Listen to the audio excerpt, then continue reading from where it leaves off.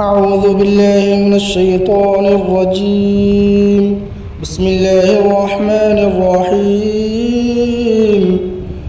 والطور وكتاب مسطور في رق منشور والبيت المعمور والسقف المرفوع والبحر المسجور إن عذاب ربك لواقع ما له من دافع يوم تمور السماء مورا وتسير الجبال سيرا فويل يومئذ للمكذبين الذين هم في خوض يلعبون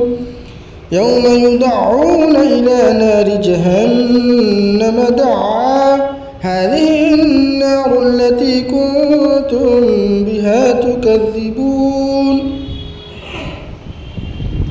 أفسحر هذا أم أنتم لا تبصرون اصلوها فاصبروا أو لا تصبروا سواء عليكم إنما تجزون ما كنتم تعملون إن المتقين في جنات ونعيم فاكهين بما آتاهم ربهم ووقاهم ربهم عذاب الجحيم كلوا واشربوا هنيئا بما كنتم تعملون متكئين على سرر مصفوفة وزوجناهم بحور عين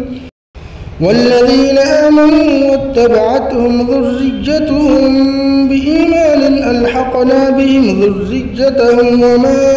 ألتناهم من عملهم من شيء كل امرئ بما كسب رهين وأمددناهم بفاكهة ولحم مما يشتهون يتنازعون فيها كأسا لا لغو فيها ولا تأثيم ويطوف عليهم غلمان لهم كأنهم لؤلؤ مكنون وأقبل بعضهم على بعض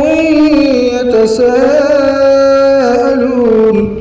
قالوا إنا كنا قبل في أهلنا مشفقين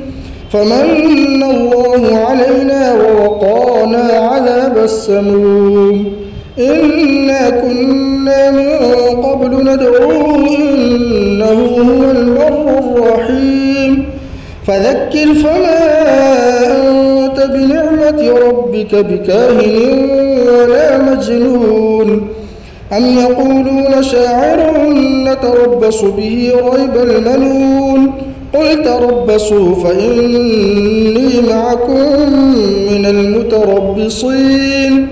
أم تأمرهم أحلامهم بهذا أم هم قوم طاغون أم يقولون تقوله بل لا يؤمنون فليأتوا بحديث مثله إن كانوا صادقين أم خلقوا من غير شيء أم هم الخالقون أم خلقوا السماوات والأرض بل لا يوقنون أم عندهم خزائن ربك أم هم المسيطرون أم لهم سلم يستمعون فيه فليأت مستمعهم بسلطان مبين أم له البنات ولكم البنون أم تسألهم أجرا فهم من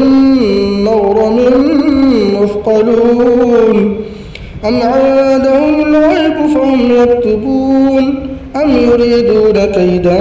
فالذين كفروا هم المكيدون أم لهم إله غير الله سبحان الله عما يشركون وإن يروا كسفا من السماء ساقطا يقولوا سحاب مركوم فذرهم حتى يلاقوا يومهم الذي فيه يصعقون